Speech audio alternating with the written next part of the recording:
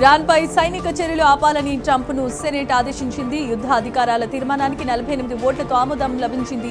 దీంతో అధికార పార్టీకి చెందిన 4 సెనేటర్లు తీర్మానానికి మద్దతు పలకగా ఇప్పటికే ప్రతినిధుల సభలో ఈ తీర్మానం ఆమోదాన్ని పొందింది.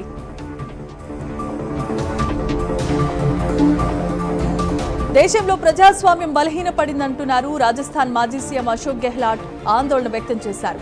పశ్చిమ బెంగాల్ పరిణామాలను ఉదాహరణగా చూపించారు. దేశంలో ఎన్నికైన ప్రజాప్రతినిధులను పశువుల మాదిరిగా కొనుగోలు చేస్తున్నారని, అమ్ముతున్నారని ఆయన తీవ్రంగా ఆరోపణలు చేశారు. ప్రజలు మేల్కొనపోతే భవిష్యత్ మరింత అంధకారం అవుతుందంటూ ఆయన హెచ్చరించారు.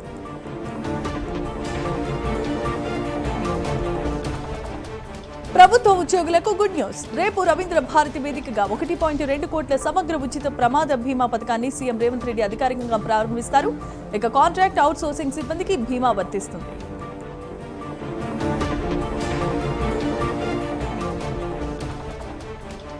జీడిమెట్ల డీసీ శంకర్ సింగ్ పై ప్రజాభవన్లో మహిళ ఎస్ఎఫ్ఐ ఫిర్యాదు చేసింది.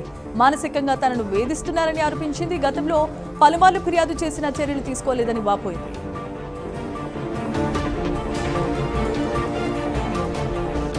కాకినాడలో బాలల సంరక్షణ సదనాలపై జాయింట్ కలెక్టర్ జేసీ అపూర్వ భారతి సమీక్ష చేశారు.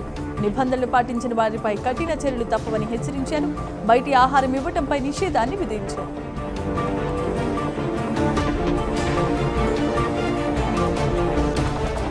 శ్రీశైలంలో అధునాతన క్యూ కాంప్లెక్స్ నిర్మాణానికి చర్యలు చేపట్టామన్నారు ఆలయ చైర్మన్ రమేష్ నాయుడు, ఈవో శ్రీనివాసరావు.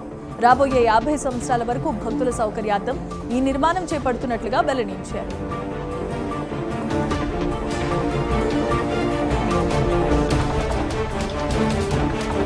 జగ్గంపేట పశు వైద్యశాలలో వైద్యులు లేక రైతులు ఇబ్బందులు ఎదుర్కొంటున్నారు. ఉద్యోగుల అలసత్వంపై ప్రజలు ఆగ్రహాన్ని వ్యక్తం చేస్తున్నారు.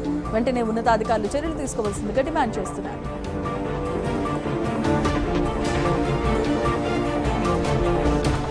నంద్యాల జిల్లాలో బంగారాన్ని దొంగిలించిన 3 నిందితులను పోలీసులు అరెస్ట్ చేశారు. వారి వద్ద నుంచి 26 లక్షల విలువైన 195 గ్రాముల బంగారం, ఒక బైక్ ను స్వాధీనం చేసుకున్నారు. అనంతరం నిందితులను న్యాయస్థానం ముందు హాజరుపరిచి రిమాండ్కు తరలించినట్లు బనగానపల్లి రూరల్ సీఐ మంజునాథ్ రెడ్డి వివరించారు.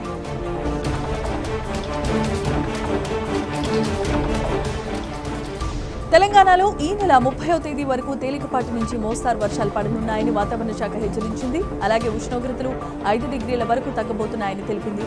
వర్షాల నేపథ్యంలో తెలంగాణలో 8 జిల్లాలకు ఎల్లో అలర్ట్ జారీ చేసింది వాతావరణ శాఖ.